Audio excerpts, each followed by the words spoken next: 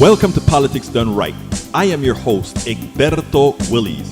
This is a progressive program that will take the mystery out of politics.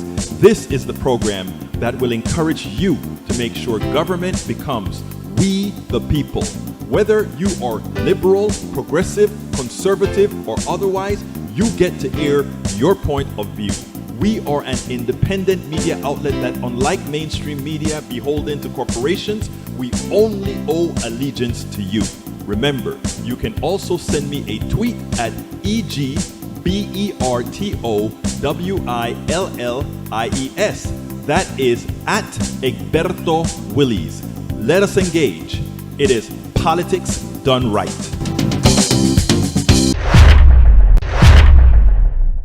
Well, folks, welcome to one more edition of Politics Done Right. I'm Egberto Willies, your host. Thank you so kindly for being a part of the show. We are going to have a great show for you today. Let me see. Make sure we are all queued up. One of our cuers didn't really show that we are queued, but we will get that straightened out, I believe, in a little bit here. So how is everybody doing today? I trust you all had a great weekend. I had a great Father's Day working at home alone because everybody's in DC with my wife is in DC with my daughter right now, and so I went out on Saturday with some friends who took me out for the Father's Day. How was your Father's Day? Let me hear about it. Let's see what's going on. But before we go, let me see, folks. I don't have our zapper is somehow not working right now. Let's see if it'll start working in a little bit so that we can get everything queued. It said it didn't find anything. Okay, it looks like I'm going to have to do a few things here manually. So I want you guys to hold with me as I cue some of the show manually, because that seems to be what is going to be required right now, which I hate to do, but I am going to have to. Anyhow, I'm going to go to you right now, Michael Rudnan, and start reading your thing. Bear with me as I get this thing queued, and then I'll be right with the show. Folks, forgive that we are a bit, what is the word that I want to use? We're a bit kind of slow here. Where is it? You know what happened here?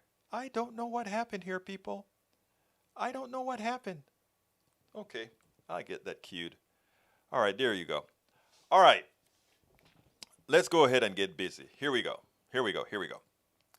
Michael, welcome aboard. Michael Rutnan, welcome aboard. Let's see who else is here. Welcome aboard. Paul Fleming, welcome aboard. Hey, you're early, Paul. Bridge MCP. Hola todos. I love that. She is my Irish Latina. Bridge MCP. Egberto, what's with you? Your email. Try to respond to that. Woman's post ended up messaging you a Word file. Huh? You tried to respond to that women's post and it ended up messaging you a Word file? Really?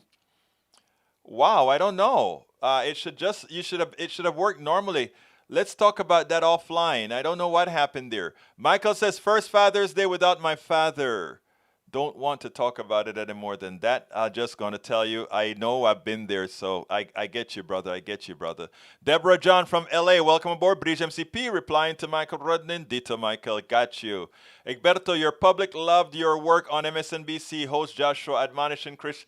Thank you, sir. Appreciate that. Okay, let's go ahead and get to E2247. It was on CNN. Okay, let's go. Tomorrow is NYC's Ranked Choice voting election. Take an hour to learn about the candidates. Yes, but we are not in New York, so most of us are not in New York. All right, defend public housing from NGOs too. To have proper social housing, we must reject private sector control. Even from nonprofits, it's simple. Public housing must be publicly owned. It's usually recommended that no more than 30% of earnings should go to rent, but for low-wage workers, such a suggestion is an impossibility. There's just not enough affordable housing to go around. I often wonder how people can live when most of their earnings go to rent, utilities. They hustle.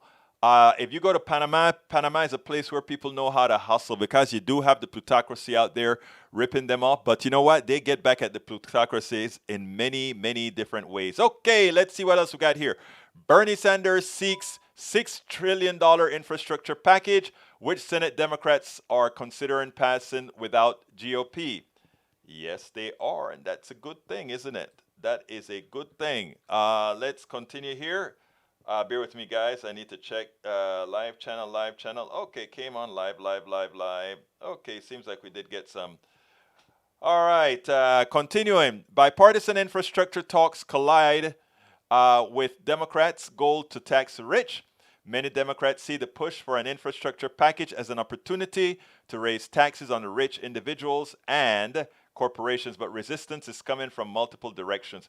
This makes no sense whatsoever. I agree with you that it makes no sense, but what you gonna do? What you gonna do is you all remember that thing? What you gonna do if it comes from you or something like that? You know me, I always get those things wrong. All right, let's see. Michael Rudnan has a couple more. We will not stop pipeline opponents ready for America's biggest environmental fight. Our nation needs to shift to 100% renewables by 2030. I agree with that wholeheartedly. Let's say what else is he saying here? To have any chance of preventing, to have any chance of preventing global warming from getting out of humanity's hands. If we continue building pipelines and fail, we know where we're heading to. Folks, I don't, you know, it continue to behoove me, and I don't want to pontificate too much on this, but it continues to behoove me that we have to ask people to somehow do right. It just behooves me. It behooves me. That's all I'm going to say right now. That's all I'm going to say. Okay. The record temperature involving the West are not your average heat wave. Our nation's infrastructure is about to be tested. If then it fails, we'll demonstrate the need to Green New Deal. I'm not happy about this, as it will likely come to at a price of a lot of Americans' heat-related deaths. That is a big fear, Rudnan. Big fear. Lake Mead's decline points to scary water future in the West at this rate. How long until they're dry? Civilization cannot continue without potable water. You know, it's worse than that, right? There are 4 million homes or more that are powered by the Hoover Dam. And the thing about it is, the water levels are kind of dropping below the intake or to where you can actually make effective electricity. So I don't know what they're going to do. I honestly do not know what they're going to do. Anyhow, let's see what else I have from my peeps here before I go to the first video. Politics Done Right with Egberto Williams. Your info at mail is not working. Info at politicsdoneright.com is not working. What happened? Did it come back to you or something? Info at politicsdoneright.com should work. I'll check that when I go through the next video. Let's see. Address not found. Your message wasn't delivered. Info at politics done. Oh, that says politics done tight, not politics done right. I think it's the domain is politicsdoneright.com. That's what it should be. Info at politicsdoneright.com. My two oldest children were working at 1 cent money. The other call and say she's talking about taking me out to dinner. The youngest came by with gifts for me. Oh, Paul, that was so nice. Eric Hayes, Amazon is having their Prime sales. Yes, I know. More people out of business. Eric gotta have money even for sales. Let's see. Linda Jo Kessinger. Hey, everyone. Eric Hayes. Oh, so is Walmart too? Their online sales to be interesting to see how long online. Don't know what you're saying there, my brother. Egberto, are you only seeing the first 200 cards? Yes, I think that's what happens with the. Oh, no. There are certain things, Michael, where I cut off if I think it doesn't add any more information. If you think I missed something, just point it out. You have to have pipes as the other is a complement and part of the picture. Bridge MCP. Oh, I see. It's politics done. I must have made a mistake when I put that thing there. Let's see. 37% full at Hoover.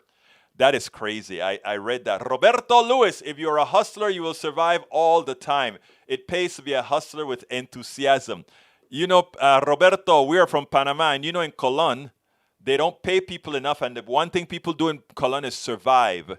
and they know how to hustle. And that's how a lot of people make it. Just hustling is very hard. Anyway, the first video I want to show you guys is about a question that was made to Jen Psaki at the press conference today, and I want you to see how she handled it. And I'm going to tie that into a women's issue that I think that Bridge MCP was talking about. Check this out, and we'll take it on the other side. Jeff Psaki did a great job in deflecting a comment or a question from a reporter who wanted to know if the president believed that a 15-week-old fetus was alive or something to that effect, and she deflected it pretty well. But before I go to the little clips, a very short clip, why is it that those in power, those that are doing so much evil, always put somehow gets a woman to ask a question that is pertaining to a woman specifically, to try to create some negative press that hurts women? If I'm wrong, women, please let me know, but I find it bewildering. Anyhow, take a listen to it, and then we'll take it on the other side. One last question. Sure. Does the president believe that a 15-week-old unborn baby is a human being? Are you asking me if the president supports a woman's right to choose? He does. Go ahead. I think she handled it perfectly, right? In other words, the woman asked a question about sort of an abortion question, and she went ahead and just said, look, the president supports the right to life. That was so perfectly done because she didn't even allow a discussion on the issue. But you know what is disconcerting?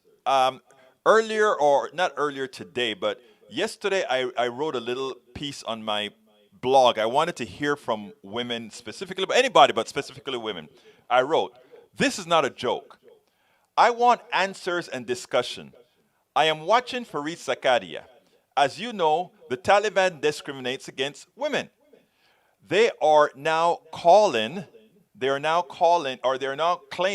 women will have the right of education, etc. But wearing a hijab under their rule will be required. I immediately frowned. Women should have all rights as men, in my humble opinion, in America. A woman is not allowed to go out topless while men can.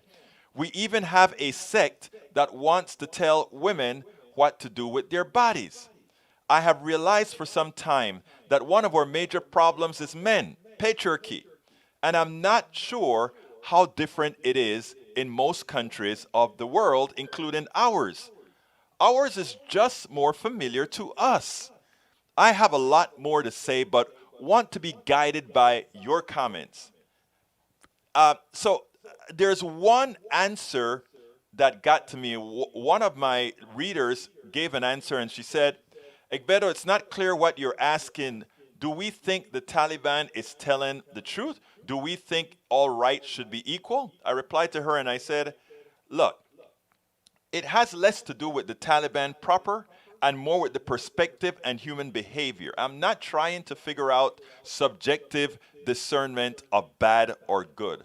Let me give an example. We believe many Muslim governments oppress their population and women in particular. Many of these countries do not have a voting democracy, but still we do not see any sort of mass exodus. There is a sort of indoctrination. They believe that is just how things are.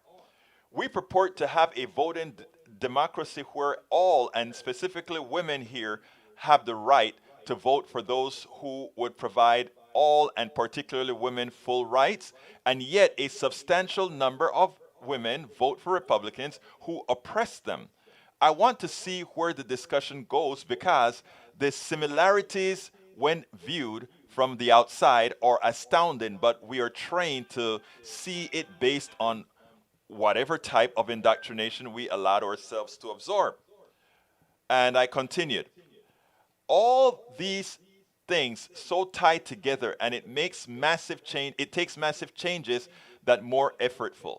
Too many, in my humble opinion, are too many, in my humble opinion, are too comfortable in the belief that the way things are the way they should be, as if divine, and not something effectively forced on those who had the ability to do so. And I got a very good response from her, and she said, When it comes to the rights and treatment of women, I believe it is much more than just going along because that's the way things are. We see revolution and change throughout have changed throughout civilizations.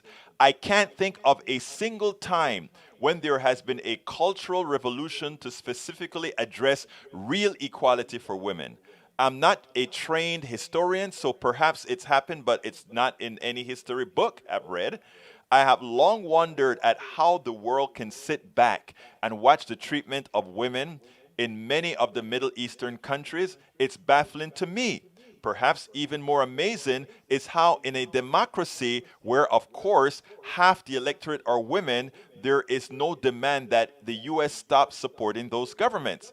I can't begin to explain American women who vote for people who do not support them. Sure, there are lots of answers from talkers on cable news show. They say they are voting as their husbands or call them security moms or say they are directed to by their religion, etc. But none of those so-called answers really explain it. Women are not a priority here or any in the world, and the world is worse for it. Folks, I say all to the I came on to all of this based on what this woman asked Jen Psaki. She wants to talk about a president who supports women and women's issue and make an issue out of it by turning it into a cultural issue. We have to get better than that. We definitely have to get better than that. So, I mean, that really touched on me when I heard that. Let's see, we have an echo. Are you guys still hearing an echo? Are you echoing with me right now? Okay, audio video is fine on YouTube. Egberto, wasn't there some issue with Biden and the church? Yeah, the bishops want to prevent Biden from taking communion because he supports women's choice. I say bring it on. I say, okay, bishops, go ahead and excommunicate the president from being able to take communion. And what the president should do is start passing laws that says churches are no longer tax exempt for getting into politics. Remember, churches can't go into politics. Anyhow, the second video I want to show you guys has to do with the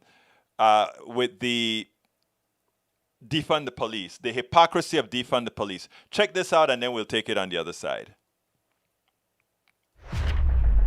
The theory is that defund the police somehow is going to increase crime and all that sort of thing. And the people who support the defund the police moniker has been really getting hit. Look at the crime that's happening. And now you're talking about defund the police.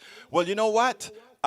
Listen to what Brittany has to say. She has an interesting take, a more prescient take. And I think when you listen to her, you'll realize that we have a lot of work to do as far as messaging is concerned, but the reality is there's much more to do. Check this out. We'll take it on the other side.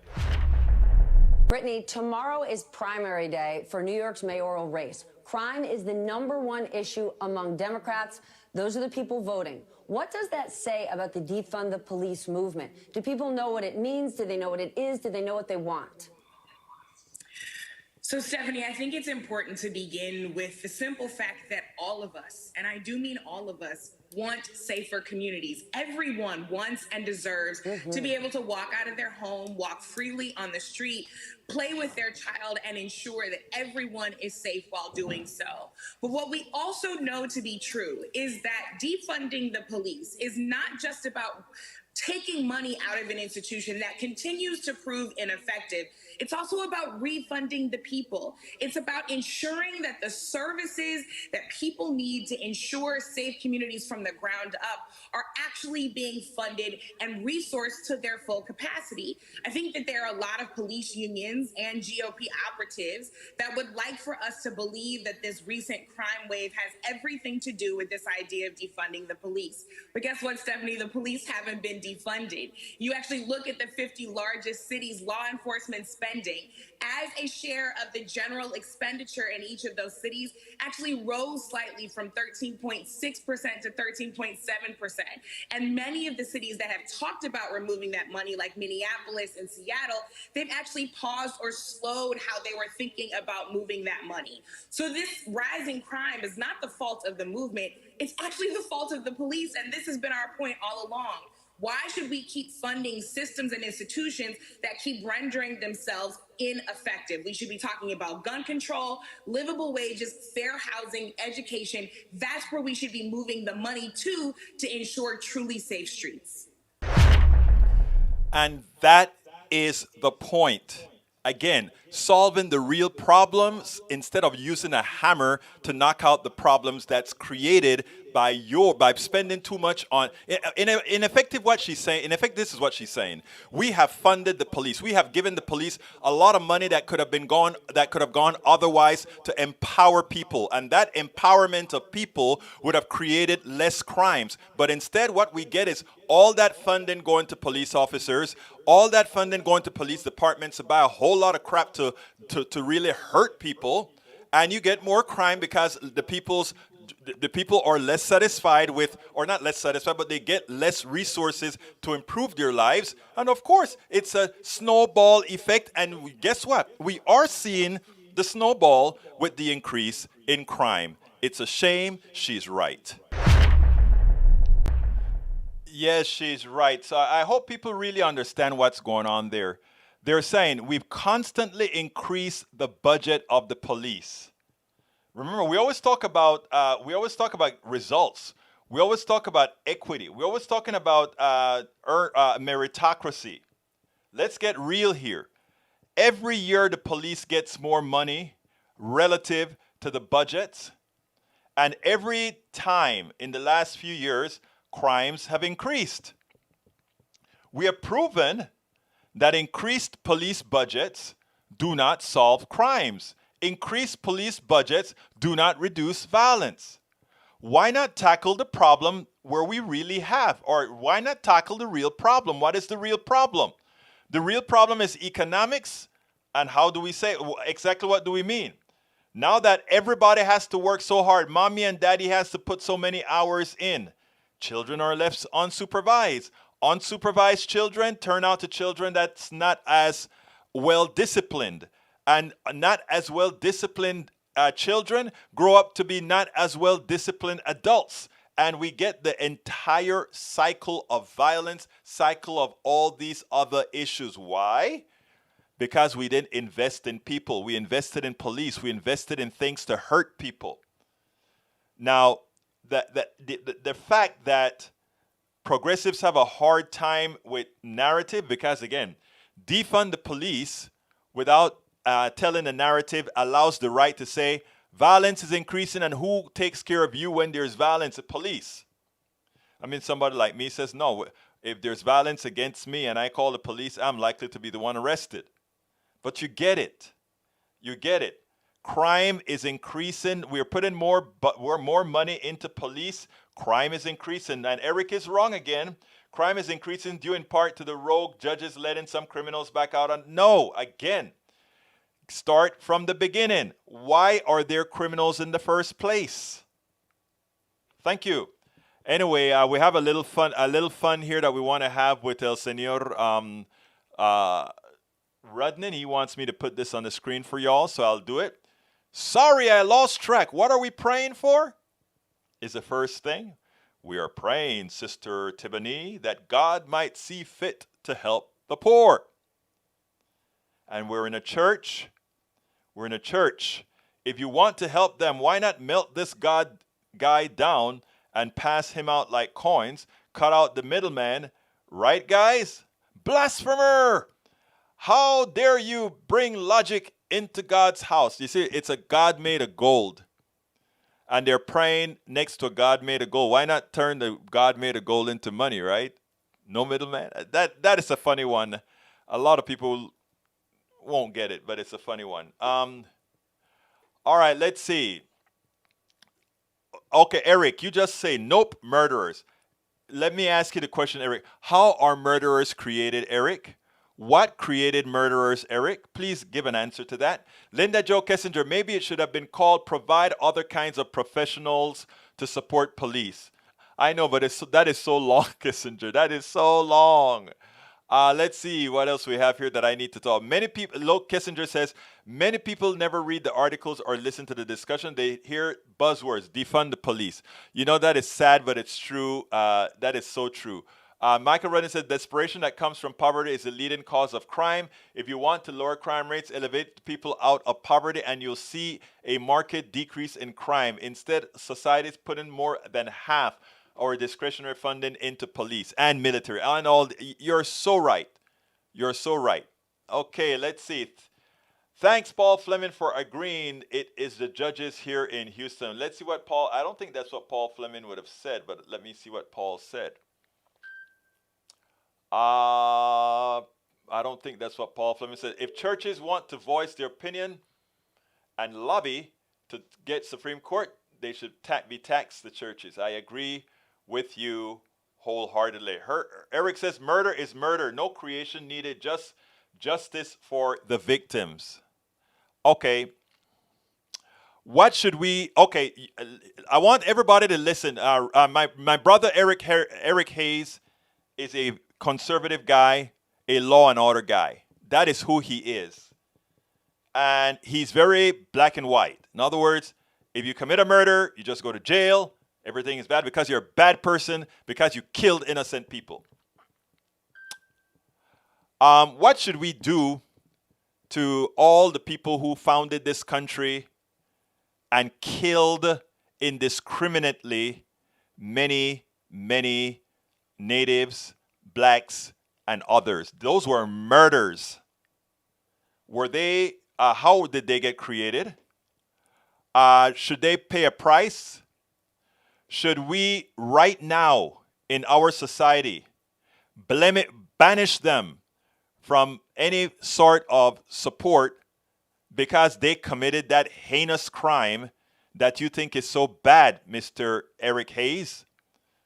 Should we go to all those generals that signed treaties with the natives and then when they found gold, summarily went across and murdered them, massacred them, and then took care of the spoils, and many of them today we consider heroes?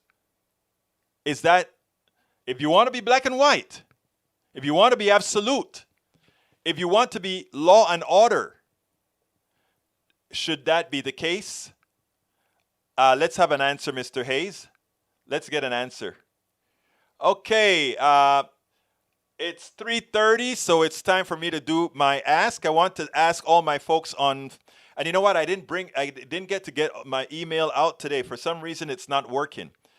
But anyhow, for those of you that are here on YouTube, please go ahead and click that join button. Become a part of our PDR posse, please. That is how we continue to get the message out.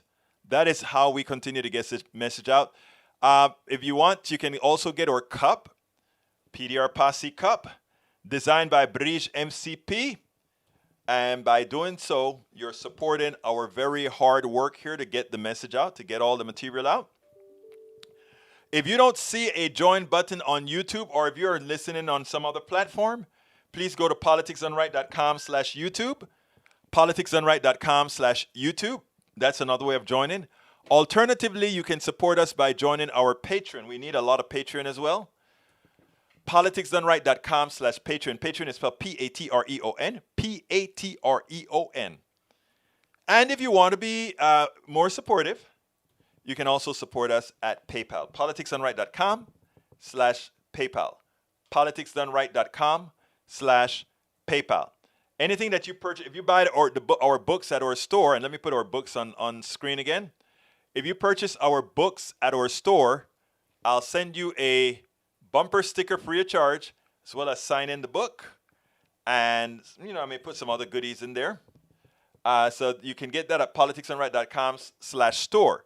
But if you want to get the ebook instead of a hard copy book, and if you want to get things quicker or whatever, you can always go to politicsdoneright.com/books, and you can get them all at Amazon. That's a list of all our books that we have out there. Tom C. says, Justice for the victims of gun violence. Yes, let's start with sensible gun control, ban assault weapons to start with. And I think just like if you have a car and you're responsible for your car and somebody hurts somebody with a car and it's a defect within the car people have to work at it. I think it should be the same thing with guns. I think if you have a gun, you need to have insurance to own a gun so that if somebody inadvertently get hurt with that gun, they are taken care of. That'll do some reduction in crimes, and not only crimes, but quite a bit of stuff. But Hayes, I don't think you responded to me. A lot of our founders, a lot of the early people in this that formed this country, their motto of success, their motto to build, their motto to create was the sacking and the murdering of many. Those were very bad things. Are they not the same type of murder? So I mean, what I always tell people when they try to assign murder to a particular sect or whatever, I always say they always had good examples. They always had good examples. Eric responds, those criminals are going to turn in their guns and will keep their insurance up. Again, Eric, you went with a further question. What is your answer to the killers that killed all the natives and killed all the black people indiscriminately or whatever? Do you share the same disdain for them, that their lives were such a horrendous thing that they do not deserve a reprieve? I want an answer for that. In other words, you want those people that committed it, that people believe they killed somebody and put them in jail. You don't want them to even have the opportunity for a bond. Okay, good. So I would imagine that all those generals that didn't kill under war, that just killed because they wanted the gold, we should remove them from our history books as heroes. I think I agree with you there. Thank you. At least you're consistent. You're consistent. Thank you, brother. Appreciate that. Anyhow, let's go ahead and continue with our videos. Our third video is, well, let me just set it up. A Republican operative attempted to give some sort of a real legs to the critical race theory debate, as if it's really something that grew organic. The American people are now concerned with this thing that's going to make certain people feel guilty or make certain people feel bad about themselves or about our country. And he tries hard to make it look like there's something substantive here. And Cornell Belcher did a good job in refuting him immediately. I want you to take a look at this, and then we'll take it on the other side, because this is how you have to handle these issues. Is not having, though, a unified sort of, you say it's sort of, what are the issues that the party stands for, right? That seems to be the missing piece here. Yeah, and specific to this idea of critical race theory, I have to tell you, I just spent some time reporting on this county in Virginia, about an hour outside of Washington. And to your point, this is something that is mobilizing people and resonating very deeply. It was about a 100-degree day. Dozens and dozens and dozens of parents, mostly white in this largely affluent county, showed up to a school board meeting. For many of them, the very first school board meeting they'd ever attended, specifically because of this one issue. That's important to note, that you mentioned critical race theory a couple times. This is a parent-led backlash at the grassroots level. It's manufactured. No, it's completely. And then sort of elected seems to have been lit. The fire was lit. I disagree. Yeah. I think it started because parents have had it with the education bureaucracy after COVID. They're fed up with it. They tend to trust Democrats when it comes to education funding, but they trust Republicans on education accountability. I think that what the backlash you're seeing on critical race theory in schools is another example of parents trying to hold educators accountable. It's coordinated. It's aggressive, it's intentional, right? This is part of the tribalism play. The critical race theory is yet another tool in the racial tribal boogeyman's toolbox to drive and inflame tribalism, which Republicans think thinks helps them in elections. This is Trump 2.0. This is a continuation of this, right? Critical race theory is an arcane sort of ideal. Why is it front and center right now? The same reason that Mitch McConnell attacked Stacey Abrams when she came out for the voting bill. It is racial. It is tribalism. We've seen it grow under Trump, and this is part and parcel of it. And they think this helps ignite their base. There's no way this is not grassroots. And Brad, you know this is organized and is being paid for. But, you know, Ashley, we're not very good at organizing or anything on our side. Like you all are better than us. Yes, in as much as you claim you guys are not good at organizing stuff, you are better. And in effect, this critical race theory thing came out of nowhere. These things, let's test this and see if it works. And you know what? It works because, again, when you have a scared population that somehow thinks they have to, that somehow somebody's going to blame them for what their ancestors did, or somehow things are going to get out of whack, that we see that we're not as pure as we think we are. We're going to somehow see the truth. In as much as it's not real critical race theory specifically that's being taught in these elementary and middle school and high school, what's being taught is just American history, right? And American history, if you get real American history, you learn what really happened in America. Chuck Todd, when he started out, he said, it's manufactured. And I wanted to give kudos, big kudos for Chuck for saying that, but he allowed the Republican to overpower him and say, oh, no, I disagree with you, and start saying it. But Colonel Velshi didn't allow that. He went ahead and he pointed it out, and at that point you could see the Republican had to say, but we are not as good as that. We are not good at organizing anything, and realizing that he was caught. Very good. We must call this thing out right away. We can't allow this to metastasize the way we allowed under Obamacare throwing your grandma off the shelf or off the cliff did. Every single action requires an immediate reaction and then an action above that. In other words, we don't play defense only. We play defense as we move into offense. Absolutely. So, you know, I'm doing another piece on critical race theory off of a piece that I saw on, I think it was on MSNBC, and it was, they were asking two black professors about critical race theory. One was for it, one was against it, right? And, you know, it's amazing because the discussion went past critical race theory. And I'm just going to say a little piece of it here, and then I'll explain it more when I do the video. But here's what gets me. One of these professors wanted to say, he took the Republican position. Bringing these things back up again is what keeps it on people's minds, and it slows down progress and that sort of thing. But we have to remember two things, and I'm going to use this in the video as well, right? They got into the issue of critical race theory as far as how systemic racism is a part of this country, and nobody wants to, or they don't want to accept it. And then they went into reparations, and he said how dangerous reparations would be because it'll you know, get people upset, that sort of thing. And I don't know if people realize, but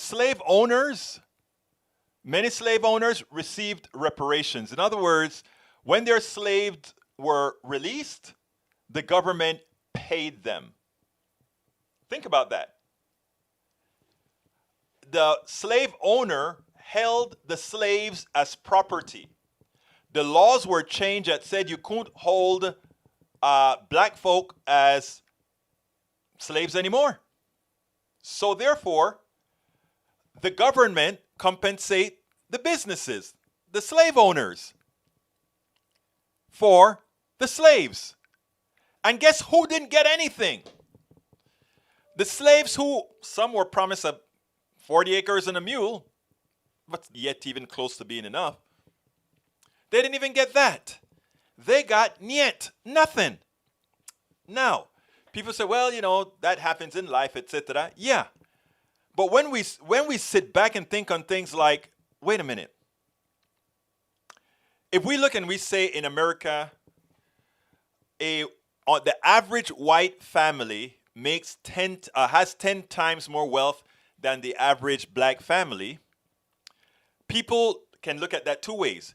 There's something inherently wrong with black families, or there's something inherently superior to white families. Of course, what we really have is one guys starting in the dugout and another group starting on first and second and third base. And how did they get on first and second and third base? Was it their fault? You know, people today who don't want to talk this sort of a history, right? They will say things like, well, you know, look at Oprah or look at all these people. The exception, they always like to use the exception. Look, I think the way you teach these things, I don't sit down here and blame today's white people for the lack of wealth of black people, of Latinos, etc. You can't do that. You can't put blame, and that's, you know, that is the biggest, that is not the fear of the plutocracy. The plutocracy wants you to believe that somehow there's going to be penalization for today's white people on these issues. That's not the case. The smart thing, which is the real thing, is the following. White people of today in the aggregate are not responsible for the systemic problems of racism. It was cooked into this society. It was built into this society. That's why it is systemic. For those people who want to say racism is not systemic, what they're trying to say then is all you white people right now are currently a whole bunch of racists that continues. Well, you know, we still have people that are racist. Don't get me wrong now. But what I'm saying is by not acknowledging it is a systemic thing, they are individually faulting you. And what I'm yet to find is the people who are talking about when people attack CRT or systemic racism, I don't understand why nobody is making this argument that if you don't accept that it's systemic racism, you're accepting individual white people as a whole are bad. Because it's either systemic or the other. I choose to say it is systemic. Everybody have racists in their category. You know, race is goofy, right? But their pigmentation level. And let me tell you a dirty little secret. If you notice, Miranda got in trouble because even in the Latino community, hey, I'm Latino. I didn't see a whole lot of me in the Miranda movies because the same issue is all over the place. So, I mean, instead of looking at it as an individual basis, we look at it as a basis in which this is where a system has been created that castises people based on pigmentation. And that is what we have to eradicate. And in eradicating that, we have to be honest. We have to be honest. And first of all, the first part of honesty is to making sure everybody understand that what our forefathers brought down with whites, wrong. We know genetically and everything else that we are all the same. Pigmentation is one of the least things that defines us biologically. So once we get that out of the way, we can start handling the systemic issues. But there are those who don't want to handle the systemic issues because capitalism and our economic system depend on there being a gradation in people so that instead of looking at the economic system as the bastard that it is, as the one that's causing our problems, they can actually generate friction between sects, different groups, and by doing that, we take our eyes off of the ball. Hey, check out my book, man. I do some of that explaining inside of How to Make America Utopia. So, I mean, the truth of the matter is, brothers and sisters, let me tell you something. We must cop to systemic racism. I am not going, and to my white brothers and sisters, I am not copping to your forefathers, what your forefathers done on you. I imagine I have some forefathers that have done some interesting things as well. Okay? But you need to be a part of the solution. You need to actively engage. And to my white brothers and sisters, you have to engage with your white brothers and sisters that I can't get to, because as soon as they see my hue, I have to first overcome that to talk to them. So it is your job. It is your job, that good people that you are, listening to Politics Done Right, for you to also do your part. We need you to do your part, because that is how we are going to make America utopia. Really. If we solve those problems, then they won't be able to use all these things later on to separate us. You see, that is their biggest fear. That's why I have an interview with that I did this morning. I'm going to play it probably Wednesday or Thursday, with a guy who realizes this as well. So we have to be smart on these issues. Let me go ahead and play the Ali Velshi piece. It's 10 minutes 41. I think I have enough time for that. I'm going to miss one video. I'll play that one tomorrow. Let's go ahead and do the Ali Velshi. Or should I do the short one and do Ali Velshi tomorrow? I'm going to do the long one. Let's do it.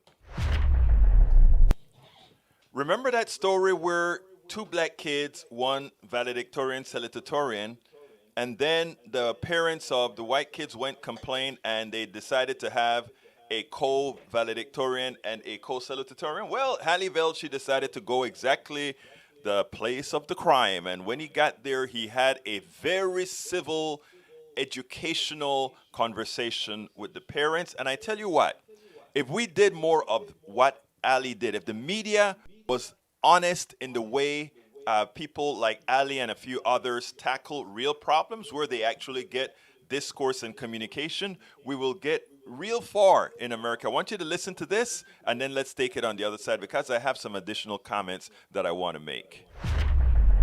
Do y'all understand how dangerous what's going on right now is, and how this could lead to somebody getting hurt or even killed? There's a very irresponsible article from the New York Times that came out. If you read the article, there's some substance to it, but the headline and the first few paragraphs paint it as something that it's not. The media criticism won't be edited out. The thing with white privilege, not everyone sees it.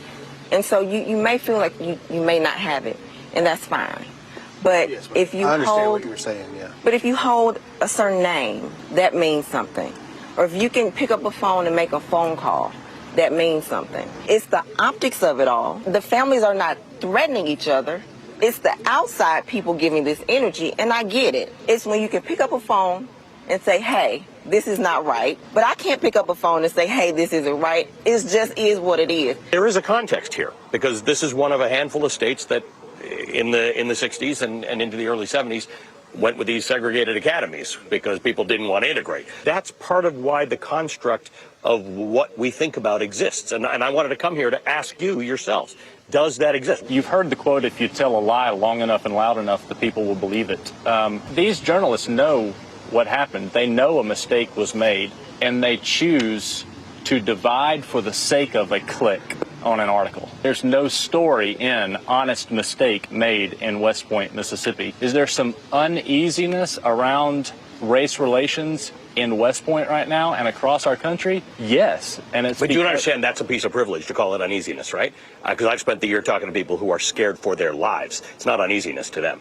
So that's the part of it that's the privilege, right? You're not incorrect, but for you, it's uneasiness. For some people, it feels like life or death. 100%. I understand exactly what you're saying. Do you feel like this is a relatively harmonious place where people get treated fairly despite the color of their skin? It just depends on the situation.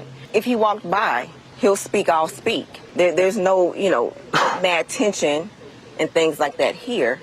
But again, the underlying privilege is still here. When you have families that have had industry here with privilege, there's money, there's influence. That is definitely here. I grew up very, very not wealthy or rich or anything, and my children have not grown up wealthy or rich or anything either. Allie, what she's talking about is something that was reported in the New York Times, and it suggested that Emma's relationship to one of the co-founders of Bryan Foods somehow had something to do with this. The suggestion is that a man that died in 1968 somehow from the grave influenced this. He left a legacy here. Certain families' last name still has influence. And you may not see it, but me being black, I see it.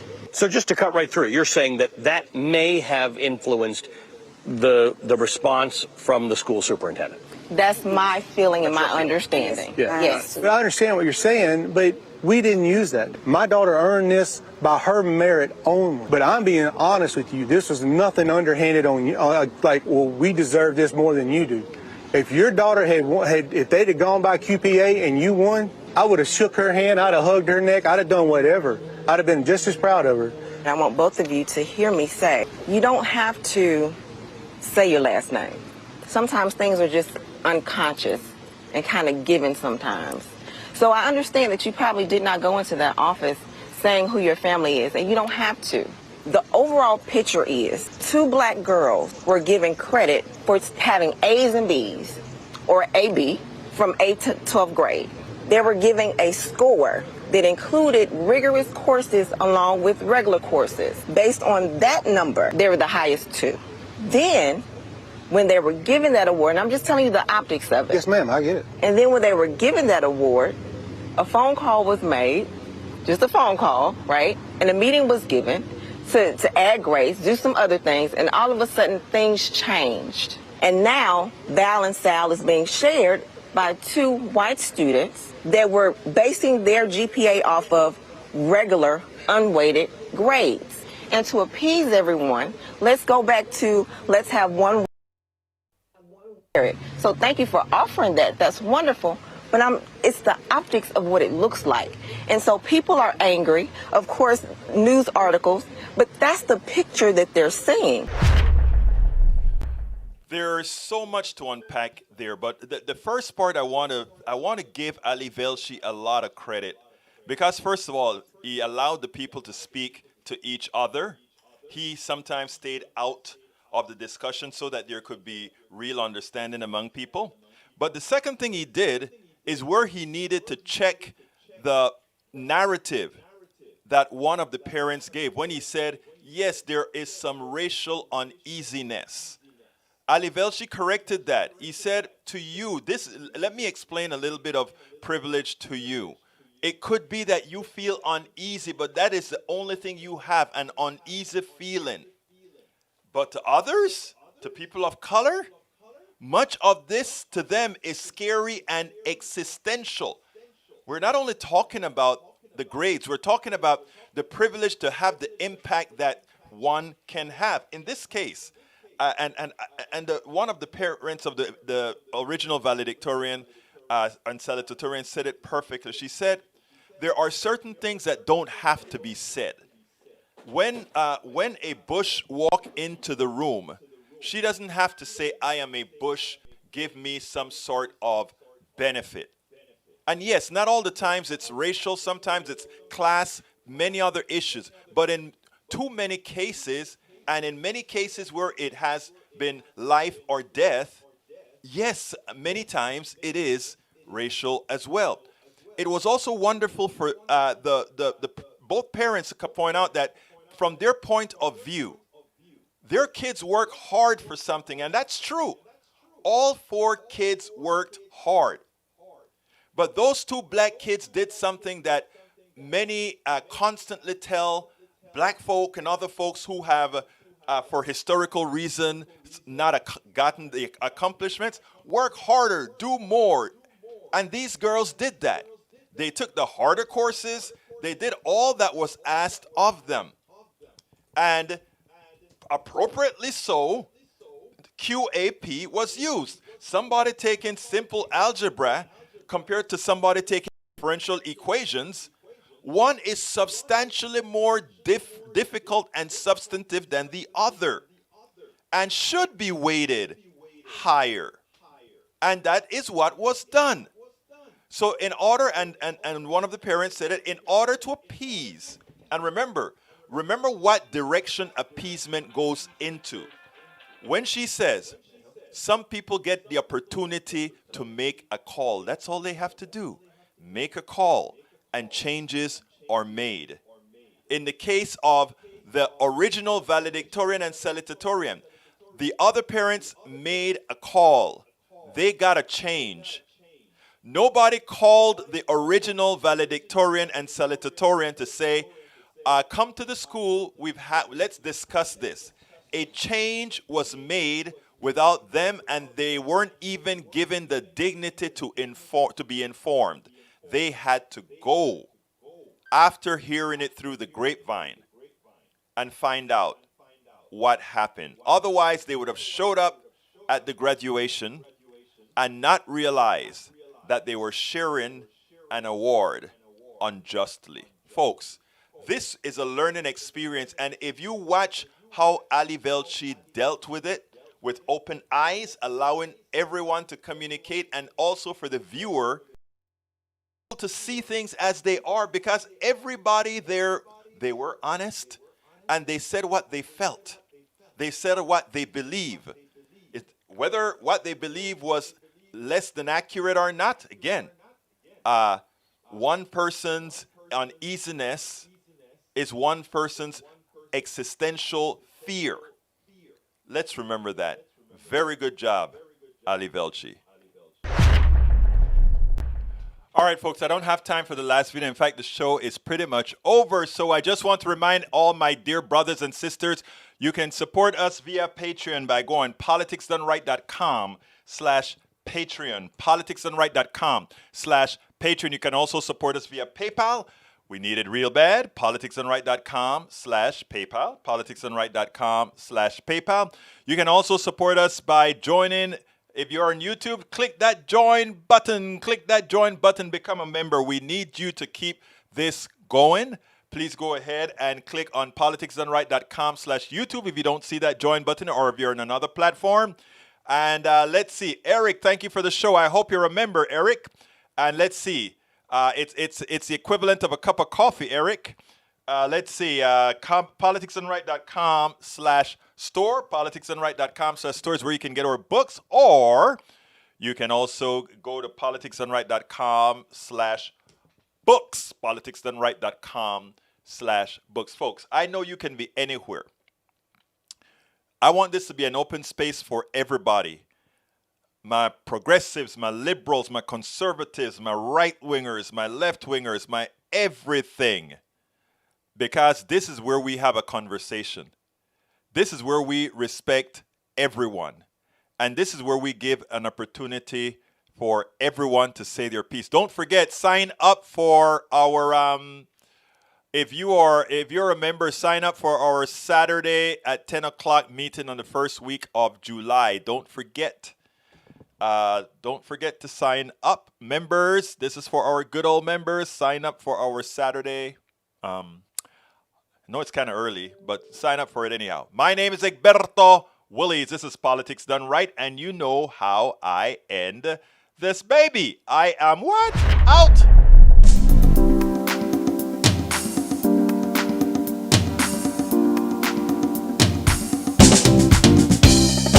Welcome to Politics Done Right. I am your host, Egberto Willies. This is a progressive program that will take the mystery out of politics. This is the program that will encourage you to make sure government becomes we the people. Whether you are liberal, progressive, conservative, or otherwise, you get to air your point of view. We are an independent media outlet that, unlike mainstream media beholden to corporations, we only owe allegiance to you.